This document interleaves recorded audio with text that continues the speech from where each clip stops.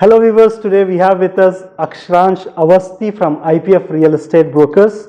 He is in the market since long time and IPF Real Estate is in the market since 15 years. So let's try to get help and assistance in understanding the real estate market of Dubai with his very broad experience.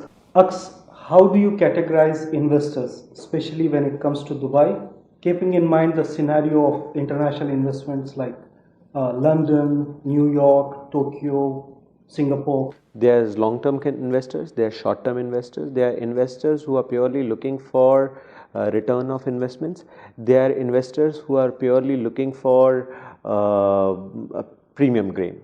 Short-term investments. So short-term investors are looking for 2 to 3 years of exit in the market. Long-term investors are those guys who are looking for giving the properties as an ancestral property to their. It's like a next generation property. Correct, correct. So those comes down as a long-term investors for me. For short-term investors, those who are looking for small gain, premium gain, and they want to just quit it small. Then comes down your ROI investors. Now these investors are those who can be into a different segment. They can be in long term, they can be in short term. They purely look for what the maximum return of investment they are getting. The fixed return of investment. Correct, correct. So they are looking for that. In anywhere of the world, the way Dubai is giving a return of investments in all the properties in Dubai is wonderful. You go to India, you go to London, you go to any part of the world. The best return of investment is coming down out from Dubai.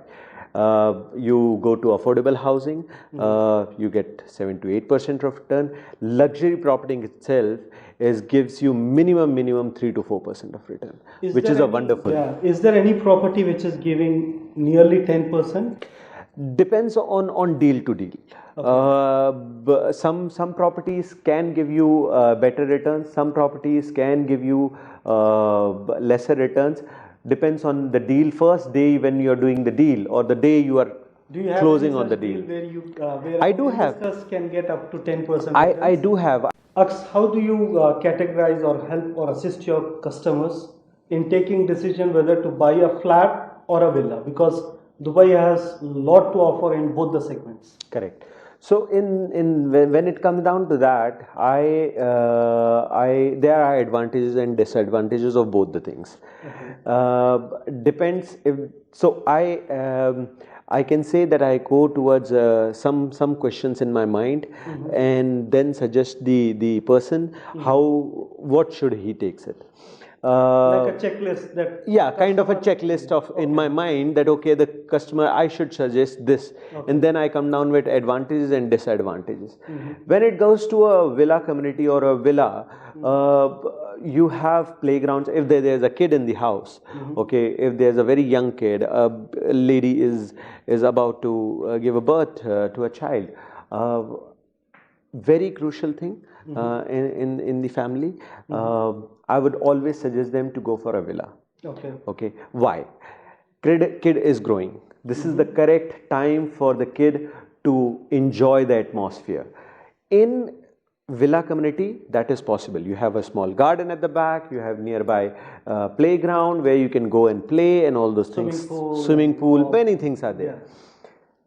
When there's a couple who comes down, they don't require those many things because maximum time they are busy in their offices. Okay. In all the buildings, normally in Dubai, as per the rules which are there, you have some of the other communities which has been developed. You will have a swimming pool, you have a gym, you have a sauna, all those things. This is the normal thing which a person requires. So then I assist them that, okay, you should go for an apartment. Now, advantages and disadvantages, I figure out in that manner. So, advantages in apartments. So, it differ from case to case. Case to case. Person to person. And their likings and dislikings. Some people says, I don't want... high-rise building, I don't like high-rise building. So, then I'll say, okay, then you have to go for a villa. That's the way I categorize. Help us understand comparison between small ticket investment and luxury properties. So small ticket investments and luxury properties, they are two very beautiful characters which Dubai provides. Okay, uh, Dubai is growing towards affordable housing nowadays. Affordable housing, which we call it as small ticket tickets, size as well, that is growing a lot in Dubai. Luxury properties are there in Dubai, and Dubai is you known name for it luxury. luxury properties, correct. For me, when I categorize luxury properties, I say there are areas which gives the luxury properties. Now, if I'll tell you that in Jumeirah Village Circle, I'm giving you a super duper luxury property. It might be a super duper luxury property, but the area might not come down as a super As a duper luxury, luxury. yeah.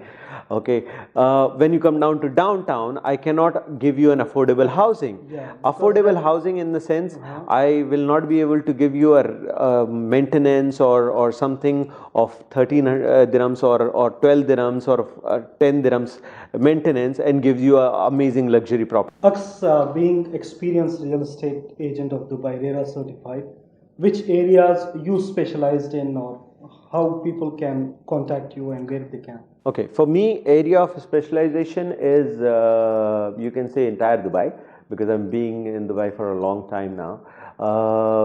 But my main area of expertise is downtown, plus affordable housing like Jumeirah Village Circle, Mira, Nashama, all these places you can say.